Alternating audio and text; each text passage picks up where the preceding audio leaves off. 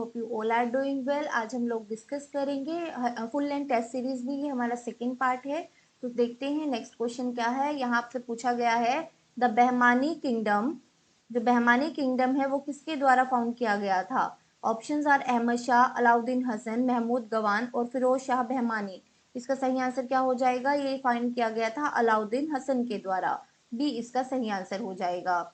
जो एम्पायर है बहमानी किंगडम जो है वो एस्टेब्लिश किया गया था अलाउद्दीन हसन बहमान शाह। तो कुछ बच्चे कंफ्यूज हो गए होंगे क्योंकि मोस्टली ये नेम दिया है अलाउद्दीन बहमान शाह के नाम से, और अलाउद्दीन हसन भी इसका शॉर्ट फॉर्म में जो है अलाउद्दीन हसन इनको बोला जाता था। इनके द्वारा एस्टेब्लिश किया गया था। ये इस्माइली मिलिट्री जनरल थे अफगानिस्तान से, और इन्होंने रिवोल्ट किया था किनके अगेंस्ट, टर्किक दिल्ली सल्तनत के अगेंस्ट, जब उनके लीडर थे मोहम्मद बिन तुगलक। दिल्ली में किनका शासन था इस टाइम पे, मोहम्मद बिन तुगलक का। उन्हीं के अगेंस्ट इन्होंने रिवोल्ट किया था। और नासिरुद्दीन इस्माइल शाह, इन्होंने भी रिवोल्ट किया था दिल्ली सल्तनत के अगेंस्ट, और इन्होंने जो है किसको फेवर किया था, बहमान शाह को फेवर किया था। और ये जो रिवोल्ट है ये सक्सेसफुल रहा था। और इसके बाद जो है एक इंडिपेंडेंट स्टेट बन गई थी डेक्कन में, वो आती दिल्ली सल्तनत के अंडर की थी। पर एक अलग प्रोविंस बन गया था, इंडिपेंडेंस मिल गई थी इनको, और उसका नाम जो है क्या दिया गया था, बहमानी किंगडम। और जो बहमानी की कैपिटल थी वो क्या थी, वो थी हसनाबाद। वो इन्हीं के नाम पे थी, आप देख ही सकते हैं अलाउद्दीन हसन। तो हसन से हसनाबाद जो है उसकी कैपिटल बनाई गई, जो प्रेजेंट डे में गुलबर्ग है। ये जो है कैपिटल रही 1347 से 1425 तक। उसके बाद जो है कैपिटल जो है वो मूव कर दी गई, वो न्यू कैपिटल बनी मोहम्मदाबाद। ये बिदर, जो प्रेजेंट टाइम में बिदर है। जो बहमानी है उसका उसका जो है कंट्रोल था डेक्कन में, और उसके साथ साथ पैरेलली वहां पे विजयनगर एम्पायर भी फ्लरिश कर रहा था। जो सल्तनत थी वो अपनी पीक पे कब पहुंची थी, एक टाइम आता है ना कि आप पीक पे जाते हैं फिर नीचे आते हैं, तो पीक पे पावर कब थी इसकी जो सल्तनत है, जो हमारी डेक्कन सल्तनत इसको बोला जाता था, डेक्कन सल्तनत ये पीक पे पहुंची थी विजिरेट इस टाइम पे 1466 से 1481 तक। और किसके अंडर, महमूद गवान के अंडर। उसके बाद जो एम्परर थे कृष्णदेव राय जो है वो विजयनगर एम्पायर के जो है एम्परर थे। उन्होंने जो है लास्ट जो किंग थे, लास्ट रेमनेंट जो थे बहमानी सल्तनत के, उनको हराया था, जिसके बाद बहमानी सल्तनत जो है वो कोलैप्स हो गया था। और 1580 के बाद जो सल्तनत है वो 5 स्टेट में जो है डिवाइड हो गया था। ये पांचों स्टेट जो है काफी इंपॉर्टेंट है। मैच द फॉलोइंग में आपसे पूछा जा सकता है कि अहमदनगर किसके अंडर था, वो निजाम शाही के अंडर था। निजाम शाही अहमदनगर, कुतुब शाही गोलकुंडा, बरीद शाही बिदर, इमाद शाही बेरार, आदिल शाही बीजापुर। तो आपको ये पांचों याद रखने हैं, निजाम शाही अहमदनगर, कुतुब शाही गोलकुंडा, बरीद शाही बिदर, इमाद शाही बेरार, आदिल शाही बीजापुर। इनको कोलेक्टिवली क्या बोला जाता था, कोलेक्टिवली इनको बोला जाता था दिल्ली सल्तनत। Now move to the next question. Next question देख लेते हैं। यहाँ आपसे पूछा गया है which of the following is the smallest bird, निम्नलिखित में से कौन सा सबसे छोटा पक्षी है। इनमें सबसे छोटा पक्षी होता है ह्यूमिंग बर्ड। ये ह्यूमिंग बर्ड कहाँ पाया जाता है ये भी आपको पता होना चाहिए। ह्यूमिंग बर्ड जो है ये मिलता है क्यूबा में और एजले ऑफ यूथ में। Now move to the next question. Next में आपसे पूछा गया है what inspired the painting of Ajanta. Options are compassionate Buddha, Radha Krishna Leela, Jain Tirthankar और महाभारत एनकाउंटर्स, महाभारत की घटनाएं। इसका सही आंसर आप दे पाएंगे अगर आपको पता है कि अजंता के अंदर जो है बुद्धिज्म से रिलेटेड पेंटिंग है। Buddhism, only Buddhism. ओके, तो इसका सही आंसर क्या हो जाएगा, ए कंपैशनेट बुद्धा। ये जो है 3 गुफाएं हैं जो काफी फेमस है, अजंता, एलोरा, एलिफेंटा, एलिफेंटा केव्स। ये जो है महाराष्ट्र में आती हैं तीनों ही, और तीनों ही काफी इंपॉर्टेंट है। जो अजंता केव है वो सिर्फ बुद्धिज्म को डेडिकेटेड है। एलोरा जो है वो तीनों को डेडिकेटेड है। यहाँ पे बुद्धिज्म भी है, हिंदुइज्म भी है और जैनिज्म भी है। तो आप इजीली आंसर कर पाएंगे। इसका सही आंसर हो जाएगा कंपैशनेट बुद्धा। और जब ये केव है ये कब बनी थी, इनकी बनने की स्टार्टिंग हुई थी 2nd सेंचुरी बीसी में, और कंटिन्यू रही थी 6th सेंचुरी एडी तक।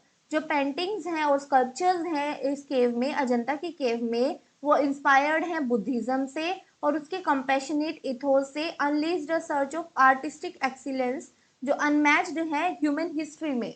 Okay, now move to the next question. Next में पूछा गया when was the first train steamed off in India, पहली भारत में पहली ट्रेन कब चली थी? ऑप्शंस आर 1848, 1853, 1875 और 1880। इसका सही आंसर है 1853 में फर्स्ट ट्रेन चली थी। ये भी इंपॉर्टेंट है कि कहाँ से कहाँ तक ये ट्रेन चली थी, बताइए। जो ये फर्स्ट पैसेंजर ट्रेन जो है इंडिया की, वो चली थी बॉम्बे से ठाणे के बीच में। और कब चली थी? 16 अप्रैल 1853 में। ये जो है इसमें 14 कैरेज ट्रेन थी ये, और होल्ड विथ 3 स्टीम लोकोमोटिव। इसमें 3 स्टीम लोकोमोटिव थे, उनके नाम थे साहिब, सिंध, सुल्तान। ये इतना इंपॉर्टेंट नहीं है आपके लिए। तो 400 पीपल को कैरी करने की कैपेसिटी थी, 34 किलोमीटर की लाइन पे ये चली थी। बट आपके लिए जो सबसे इंपॉर्टेंट है वो यही है कि कब चली थी और कहाँ से कहाँ तक चली थी, इतना ही इंपॉर्टेंट है। और सेकेंड इंपॉर्टेंट पॉइंट यहाँ पे है कि ईस्टर्न इंडिया में पहली पैसेंजर रेलवे ट्रेन कहाँ से कहाँ तक चली थी और कब चली थी? तो ईस्टर्न इंडिया में फर्स्ट पैसेंजर ट्रेन चली थी हावड़ा से हुगली तक। हावड़ा कहाँ आता है? ये कलकत्ता के पास में है। ये चली थी 15 अगस्त 1854 में। Now move to the next question. Next में आपसे पूछा गया है match the following, chronological order आपको बताना है, इनका मैच करना है कि कौन सा इवेंट कब हुआ था। ओके, तो यहाँ पे आप देख सकते हैं, अगर आपको सभी इवेंट नहीं पता है, क्विट इंडिया मूवमेंट तो मोस्टली सभी को ही पता होगा, तो इसका क्विट इंडिया मूवमेंट को हम पहले मैच करके देखते हैं। ये हुआ था 1942 में। तो बी का सेकंड पॉइंट, बी का सेकंड एक ही है, तो आप इसको इजीली आंसर कर पाएंगे। बट सारे ही इवेंट इंपॉर्टेंट है, आपको सभी पता होने चाहिए। Non cooperation movement, non cooperation movement हुआ था 1921 में। चंपारण सत्याग्रह, चंपारण सत्याग्रह हुआ था 1917 में। और एंटी पार्टीशन मूवमेंट कब हुआ था? 1905 में हुआ था। Okay, now move to the, क्योंकि एंटी पार्टीशन मूवमेंट कब होता? जब बंगाल पार्टीशन की बात हुई थी। बंगाल का पार्टीशन किया गया था, किसके द्वारा किया गया था? लॉर्ड कर्जन के द्वारा। कब किया गया था? 1905 में। तब इसी के अगेंस्ट ये मूवमेंट चला था, एंटी पार्टीशन मूवमेंट। तो 1905 इसका हो जाएगा, ये इसका सही आंसर है। Now move to the next question. Next में पूछा गया है आपसे one of the leading producer of asbestos in the world. Asbestos का जो है लीडिंग प्रोड्यूसर आपको बताना है। ऑप्शंस हैं ऑस्ट्रेलिया, रशिया, कनाडा, अर्मेनिया। इसका सही आंसर हो जाएगा, जो लीडिंग प्रोड्यूसर है वो है रशिया। बी इसका सही आंसर होगा। जो रशिया है वो आप सभी को पता है लार्जेस्ट कंट्री है वर्ल्ड की लैंड वाइज। लैंड की बात अगर करें, सबसे ज्यादा एरिया लैंड मास जो है वो किसके पास है? वो है रशिया के पास, लैंड मास में। और अगर हम बात करें एस्बेस्टोस प्रोडक्शन की, तो उसमें भी जो है रशिया लीड करता है। 2000 में जो है प्रोडक्शन कितनी थी इसके? अप्रोक्सीमेटली 7 लाख मेट्रिक टन थी, जो कनाडा और चाइना से बहुत ज्यादा थी। 2008 में जो है इसकी प्रोडक्शन बढ़कर 1 मिलियन मेट्रिक टन हो गई थी। एस्बेस्टस की हम बात कर रहे हैं। और जैसे कि हमने यहाँ बात किया कि रशिया जो है वो लार्जेस्ट कंट्री है, तो बताइए सेकेंड लार्जेस्ट कौन है?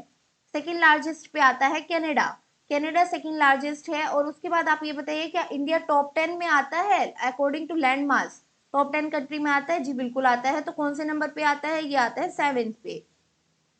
Now move to the next question. Next में पूछा गया है according to 2011 census in which state और union territory has the highest percentage of scheduled caste population.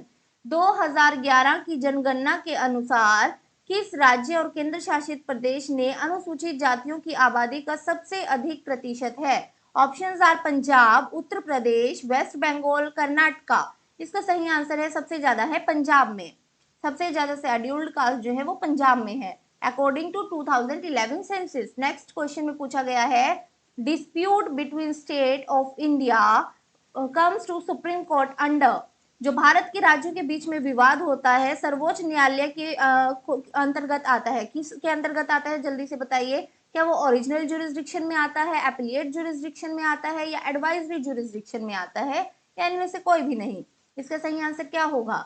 इसका सही आंसर है ये आएगा ओरिजिनल जुरिस्डिक्शन में। ओरिजिनल जुरिस्डिक्शन क्या होती है? ओरिजिनल जुरिस्डिक्शन होती है जहां पे आप डायरेक्ट सुप्रीम कोर्ट में जाते हैं।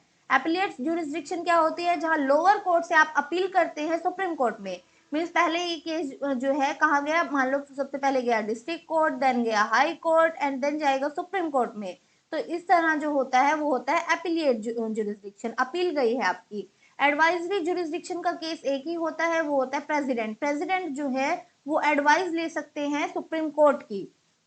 ओके, और जो हमने बात की थी सुप्रीम कोर्ट में, और 3 तरह की जुरिस्डिक्शन होती है, वो होती है ओरिजिनल, एपिलिएट, एडवाइजरी, और एक्सक्लूसिव ओरिजिनल जुरिस्डिक्शन जो होती है वो होती है इन केसेस में, जैसे कि गवर्नमेंट, सेंट्रल गवर्नमेंट के बीच में और स्टेट गवर्नमेंट के बीच में कोई डिस्प्यूट है, या एक स्टेट और दूसरी स्टेट के बीच में डिस्प्यूट है, या फिर एक तरफ सेंटर है दूसरी तरफ 2 और मोर स्टेट्स हैं, तो फिर एक तरफ सेंटर और एक स्टेट है दूसरी तरफ 2 और मोर स्टेट्स हैं। ये जब केसेस होते हैं तो ये जो है डायरेक्ट ये आता है exclusive original jurisdiction of supreme court के अंदर। Now move to the next question. Next में पूछा गया है major gases pollutant of the thermal power station is, बताइए थर्मल पावर स्टेशन के मेजर गैसियस पॉल्यूटेंट कौन सा है इनमें से? Options are H2S, NH3, NO2 और SO2। इसका सही आंसर हो जाएगा SO2। सल्फर डाइऑक्साइड जो है वो मेजर गैसियस पॉल्यूटेंट है थर्मल पावर स्टेशन का। और इसके साथ साथ दूसरा है कंबस्टन ऑफ कोल।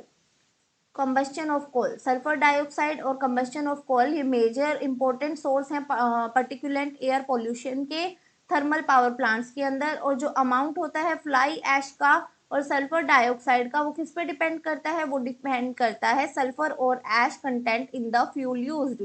जो फ्यूल यूज होता है उसके अंदर कितना सल्फर और ऐश कंटेंट है उसके ऊपर डिपेंड करता है। Now move to the next question. यहाँ आपसे पूछा गया है they occur on either side of the equator, ये है हमारी अर्थ, इसमें जो सेंटर जो मिड से निकलता है उसे इक्वेटर बोला जाता है। इक्वेटर, इक्वेटर जो है वो 0 डिग्री पे होता है equator, and extend till the tropics, ये होते हैं ट्रॉपिक्स, और ऊपर की तरफ ये होते हैं पोल। इस तरह से स्ट्रक्चर होता है अर्थ का। तो ये जो एरिया है ये इक्वेटर से स्टार्ट होकर दोनों तरफ ट्रॉपिक्स तक फैला होता है, and they grow in area of low rainfall. जो यहाँ पे लो रेनफॉल एरिया होता है, and can attain height up to 3 to 4 meter, 3 से 4 मीटर तक की इनकी हाइट हो सकती है। तो यहाँ पे किस की बात हो रही है? ये चारों जो है एक टाइप का ग्रासलैंड है, ग्रासलैंड है। तो हम जो है किस ग्रासलैंड की बात कर रहे हैं? हम बात कर रहे हैं स्वाना ग्रासलैंड की, स्वाना। अब हम बात करेंगे डाउन, वेल्ड और स्टेपी, ये कहाँ होते हैं? डाउन होता है ऑस्ट्रेलिया में, ऑस्ट्रेलिया ये भी एक तरह का ग्रासलैंड होता है। वेल्ड जो है वो अफ्रीकन कंटिनेंट में होता है, अफ्रीका में ये होता है। और वेल्ड का मतलब अफ्रीकन लैंग्वेज में होता है फील्ड, खेत, फील्ड। और स्टेपीज जो है वो कहाँ होते हैं? स्टेपी जो है from Hungary in west, west में हंगरी से लेकर through Ukraine, through Ukraine and Central Asia to Manchuria, Manchuria in east, इतने में जो ये फैला होता है ये होते हैं स्टेपीज। और भी हम ग्रासलैंड, प्रेरीज आप मुझे बताइए, प्रेरीज, प्रेरीज जो है वो कहाँ होती हैं? ये भी एक तरीके का ग्रासलैंड है, इसके बारे में आप मुझे बताएंगे। अब हम बात करते हैं नेक्स्ट क्वेश्चन की। नेक्स्ट में पूछा गया है the pension of high court जज इज चार्ज ऑन, उच्च न्यायालय के न्यायाधीश के वेतन का भार किस पर होता है? ऑप्शंस हैं consolidated fund of India, public account of state, consolidated fund of state और पब्लिक अकाउंट ऑफ इंडिया। जो पेंशन होती है हाई कोर्ट के जज की वो चार्ज की जाती है कंसोलिडेटेड फंड ऑफ इंडिया से, लेकिन जो सैलरी होती है, सैलरी होती है वो कहाँ से की जाती है? वो की जाती है कंसोलिडेटेड फंड ऑफ स्टेट से। तो आपको ये याद रखना है, यहाँ पे आपको पजल नहीं होना है, ये इसका सही आंसर हो जाएगा। यहाँ हम बात कर लेते हैं the pension of high court जज is charge from the consolidated fund of India and not the state, state से नहीं, ये आपको ध्यान रखना है। अगर हम बात करें in case of common high court for multiple state और यूटीज, जो सैलरीज होती है या अलाउंसेस होते हैं वो कंसोलिडेटेड फंड ऑफ स्टेट से लिए जाते हैं, जहाँ पे वो हाई कोर्ट होती है। For example high court of Punjab और हरियाणा, तो कहाँ से चार्ज किया जाएगा? पंजाब और हरियाणा स्टेट से चार्ज किया जाएगा उनकी सैलरी और अलाउंसेस। और रिटायरमेंट के बाद जो पेंशन मिलेगी वो कहाँ से मिलेगी? वो मिलेगी कंसोलिडेटेड फंड ऑफ इंडिया से। Now move to the next question. Next में आपसे पूछा गया है, कंसिडर द फॉलोइंग स्टेटमेंट। आपको निम्नलिखित कथनों पर विचार करना है। फर्स्ट स्टेटमेंट है, natural disaster are relatively sudden and cause large scale wide spread death, loss of property. जो नेचुरल डिजास्टर्स होते हैं वो एकदम अचानक से होते हैं, जिनकी वजह से लार्ज स्केल में वाइड स्प्रेड डेथ हो सकती है, लॉस ऑफ प्रॉपर्टी हो सकता है। तो ये स्टेटमेंट बिल्कुल सही है, फर्स्ट इज करेक्ट। सेकेंड है, जो फंगल बैक्टीरियल वायरल डिजीज है जैसे कि बर्ड फ्लू, डेंगू, अब आप यहाँ पे कोरोना भी ऐड कर सकते हैं, ये जो है बायोलॉजिकल डिजास्टर में आते हैं। जी बिल्कुल, ये सब जो है बायोलॉजिकल डिजास्टर में आते हैं। और जो most of the north eastern state हैं वो मोस्ट वल्नरेबल हैं अर्थक्वेक के, मोस्ट ऑफ द, तो बिल्कुल सही हो जाएगा। ऑल नहीं, जो ऑल हो जाता तब ये थोड़ा डिफिकल्ट हो जाता, but most of the north eastern state जो है वो वल्नरेबल है अर्थक्वेक के, बिल्कुल सही है। तो इसका सही आंसर हो जाएगा D, 1, 2 and 3, all statements are correct. Now move to the next question. Next में पूछा गया है, emergency provisions of the Indian constitution have been taken from. भारतीय संविधान में आपातकालीन प्रावधान जो है वो कहां से लिए गए हैं? हाँ जी बताइए। Options are the government of India act 1935, the British constitution, the Weimar constitution of Germany और द अमेरिकन कॉन्स्टिट्यूशन। मैंने आपको कल बोला था कि जो गवर्नमेंट ऑफ इंडिया एक्ट है वो बहुत ज्यादा इंपॉर्टेंट है, ए इसका सही आंसर हो जाएगा। The government of India act 1935 से लिया गया है इमरजेंसी प्रोविजन, ए इसका सही आंसर है। हम बाकी प्रोविजन भी देख लेते हैं, कहाँ से कौन सा प्रोविजन लिया गया है, ये बहुत इंपॉर्टेंट रहता है, तो देखते हैं। सबसे पहले हम बात करेंगे ऑस्ट्रेलिया। ऑस्ट्रेलिया से जो है क्या लिया गया है? ऑस्ट्रेलिया से लिया गया है concurrent list, freedom of trade, freedom of trade और कॉमर्स और इंटरकोर्स से रिलेटेड चीजें आपको ध्यान रखनी है, ऑस्ट्रेलिया से ली गई है। कंकरेंट लिस्ट भी जो है ऑस्ट्रेलिया से ली गई है, freedom of trade, commerce and intercourse, उसके साथ साथ joint sitting of to houses, जो जॉइंट सिटिंग की जाती है टू हाउसेज की, वो भी ऑस्ट्रेलिया से ली गई है। देन सेकंड पे हम बात करेंगे कनाडा की। कनाडा से लिया गया है federation with a strong centre. हमारे जो कॉन्स्टिट्यूशन है उसमें क्या मेंशन है कि जो वैसे तो फेडरेशन है लेकिन सेंटर को ज्यादा पावर दी गई है, तो ऐसा ये कहाँ से लिया गया है? ये लिया गया है कनाडा से। Wasting of residuary power in the centre, जो रेसिडुअरी पावर्स होती हैं वो सेंटर के साथ है जाती है, ये भी कनाडा से लिया गया है। रेसिडुअरी पावर क्या होता है? जैसे कि हमने बात की है कि शेड्यूल 7 में जो है 3 लिस्ट होती है, स्टेट लिस्ट होती है, सेंटर लिस्ट होती है, कंकरेंट लिस्ट होती है। यदि कोई सब्जेक्ट ऐसा होता है जो स्टेट लिस्ट में भी नहीं है, सेंटर में भी नहीं है और कंकरेंट लिस्ट में भी नहीं है, तो वो रेजिडरी हो जाता है और उसकी उसे उसके ऊपर लॉ बनाने की पावर किसको दी जाएगी? वो सेंटर को दी जाती है। और ये कहाँ से लिया गया है? ये प्राविधान जो है लिया गया है कनाडा से। उसके बाद हम बात करेंगे appointment of state governor by the centre. जो सेंटर में गवर्नर को अपॉइंटमेंट की जाती है वो भी यहीं से लिया गया है। और advisory jurisdiction of the supreme court, supreme court की एडवाइजरी ज्यूरिसडिक्शन भी जो है यहाँ से लिया गया है। तो आप थोड़ा रिलेट कर सकते हैं कि फेडरेशन के साथ साथ जो स्ट्रॉन्ग सेंटर वाले मोस्टली फीचर हैं वो कनाडा से लिए गए हैं, क्योंकि यहाँ आप देख सकते हैं कि रेजिडरी पावर भी सेंटर को दी गई है, मीन सेंटर को थोड़ा स्ट्रॉन्ग बनाया गया है। और स्टेट गवर्नमेंट को, स्टेट के गवर्नर को अपॉइंट करने का हक भी सेंटर को दिया गया है, तो इस तरह के फीचर कनाडा से लिए गए हैं। नेक्स्ट हम बात करेंगे आयरलैंड की। आयरलैंड से लिया गया है डीपीएसपी, जो directive principle of state policy है, और प्लस में nomination of member to Rajya Sabha, जो राज्यसभा के अंदर मेंबर नॉमिनेट किए जाते हैं वो भी आयरलैंड से लिया गया है। आप मुझे बताइए कितने मेंबर नॉमिनेट किए जाते हैं राज्यसभा के अंदर और किस बेसिस पे किए जाते हैं? ये यहाँ पे जो है टोटल 12 मेंबर जो है नॉमिनेट किए जाते हैं, जिसमें से फिर आगे हम बात करते हैं method of election of president. Method of election of president भी आयरलैंड से लिया गया है।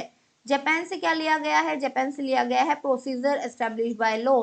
यहाँ पे बच्चे कंफ्यूज हो जाते हैं क्योंकि यहाँ पे जो रूल ऑफ लॉ है वो लिया गया है यूके से, तो इसको रूल ऑफ लॉ के साथ जो है समझ लेते हैं बच्चे, रूल ऑफ लॉ समझ लिया जाता है तो गलत कर देते हैं, यूके का आंसर कर देते हैं, बट ये है प्रोसीजर एस्टेब्लिश्ड बाय लॉ, आपको याद रखना है।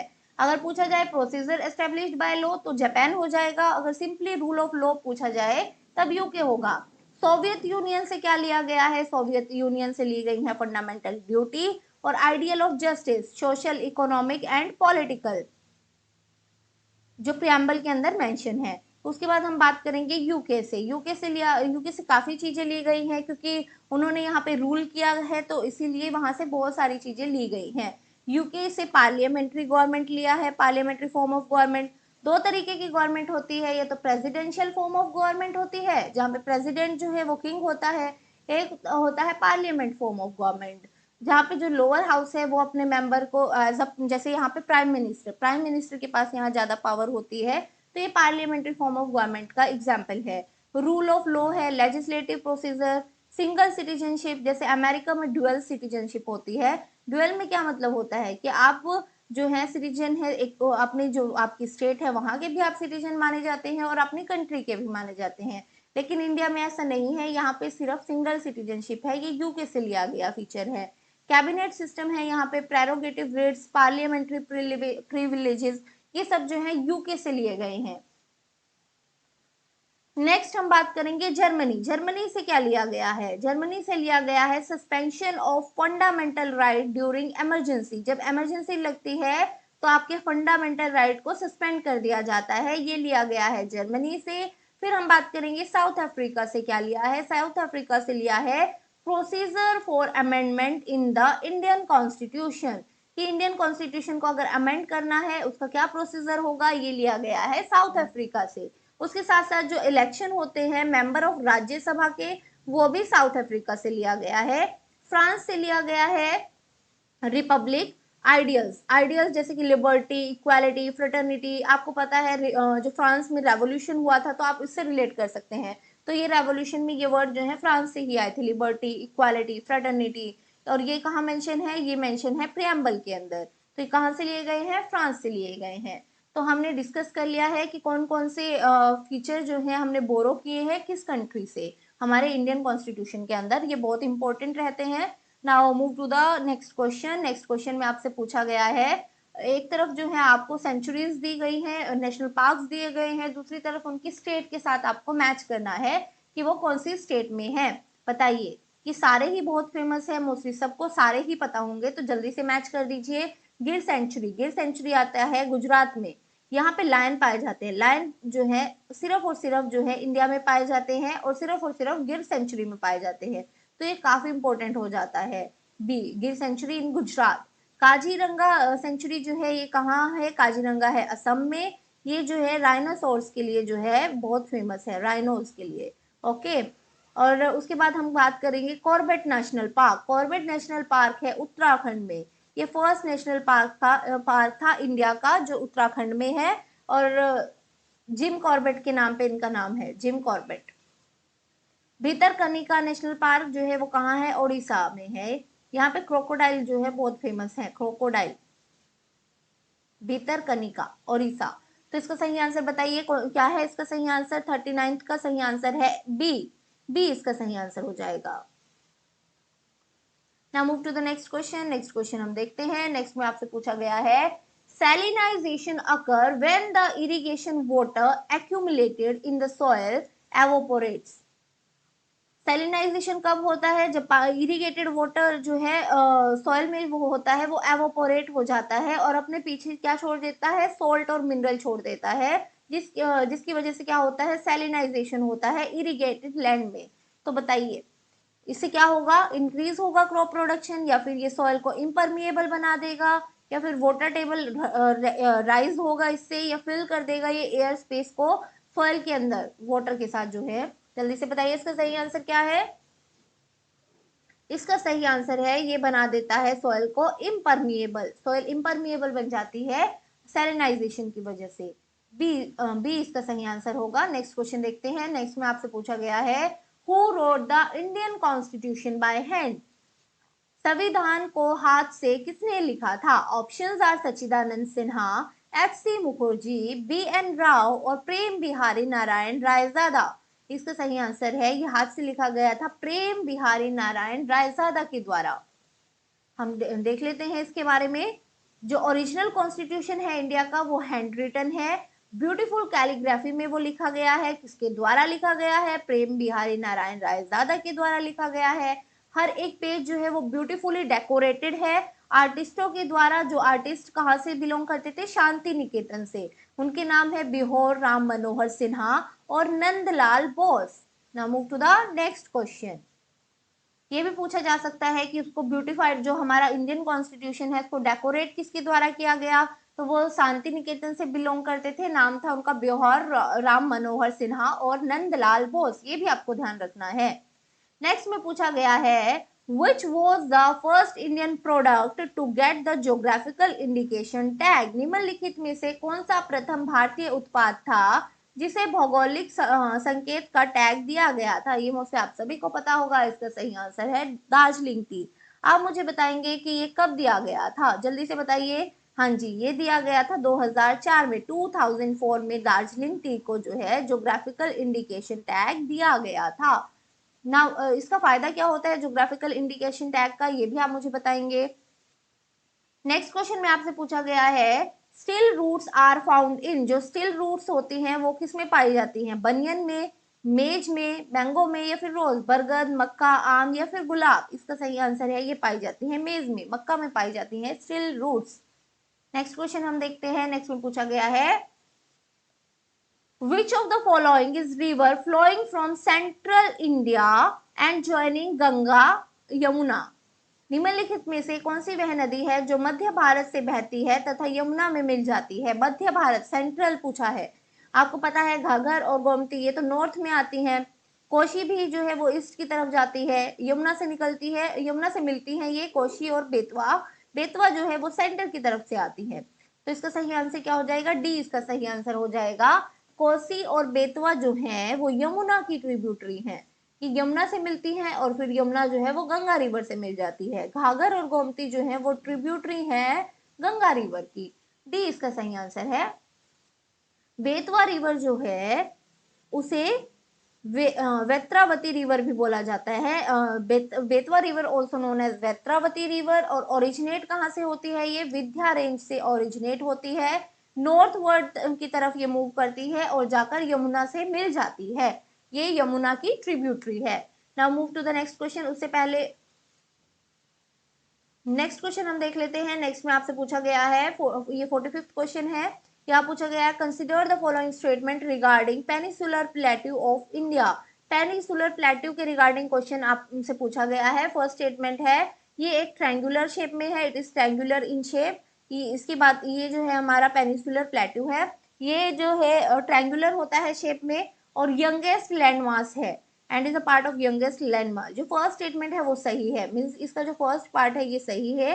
ये ट्रायंगुलर है शेप में, लेकिन ये यंगेस्ट नहीं है, ये ओल्डेस्ट है, ओल्डेस्ट लैंडमार्क है। सेकंड स्टेटमेंट, तो फर्स्ट स्टेटमेंट आपकी हो जाएगी गलत। अगर हम फर्स्ट को गलत करते हैं तो हम आंसर पे पहुंच जाएंगे, बी इसका सही आंसर होगा।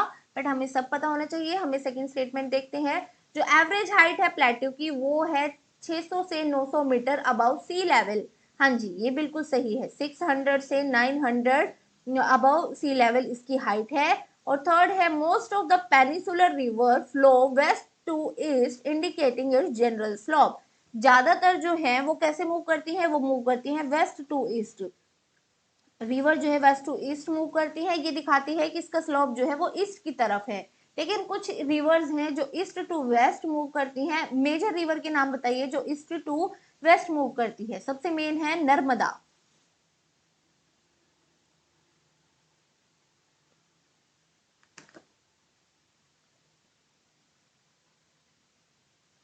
नर्मदा, तापी, ये जो है मेन रिवर है जो है कैसे मूव करती हैं, ये ईस्ट टू वेस्ट मूव करती हैं।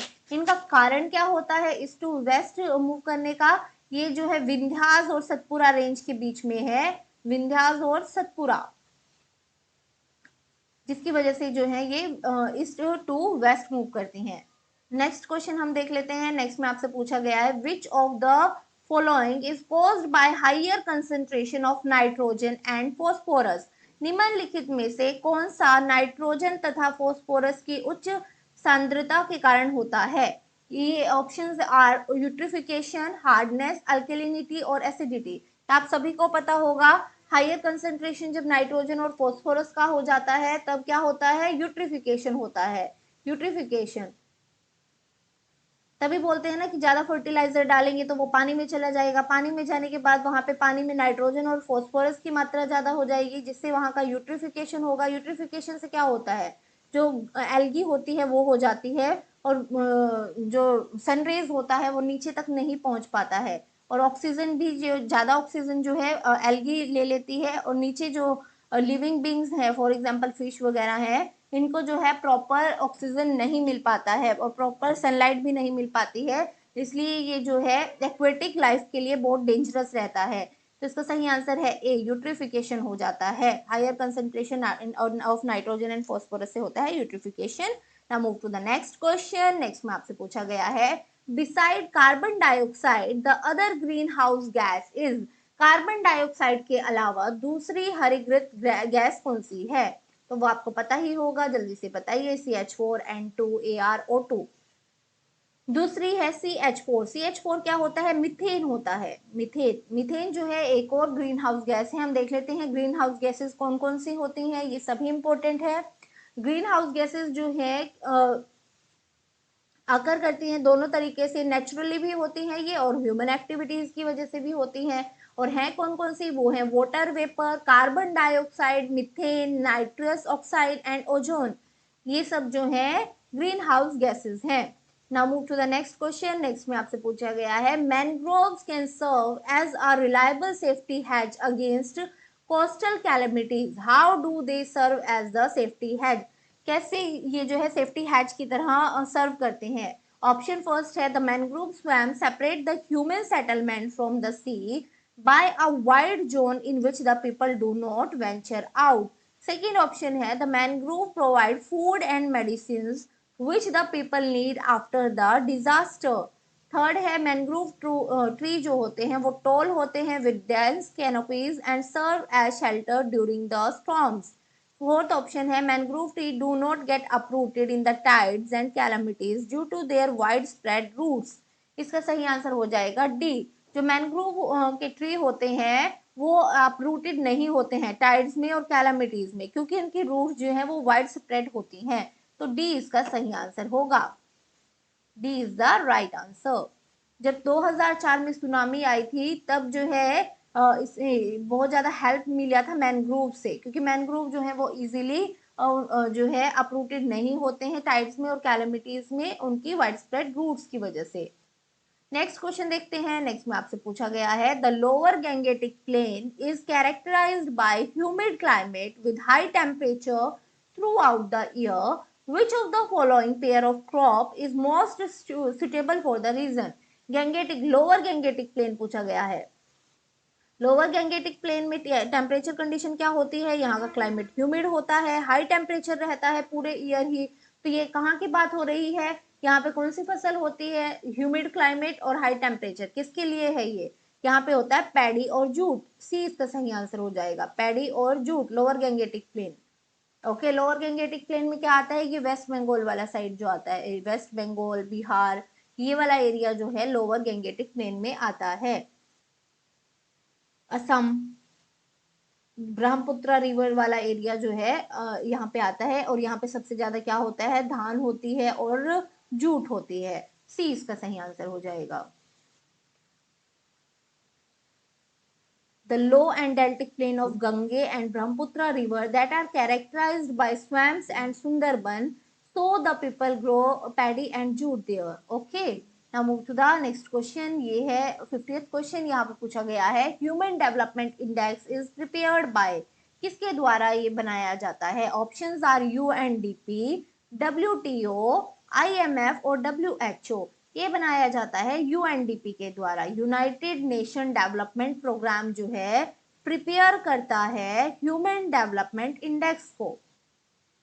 आपको ये भी देखना है कि इंडिया की क्या रैंक है ह्यूमन डेवलपमेंट इंडेक्स में, इंडिया की रैंक बताना, और साथ ही साथ ये भी बताना कि क्या नेबरिंग कंट्री से बेहतर है या हमारी नेबरिंग कंट्री से बेहतर नहीं है। अगर है तो कौन कौन सी नेबरिंग कंट्री से बेहतर है ये भी आपको देखना होगा।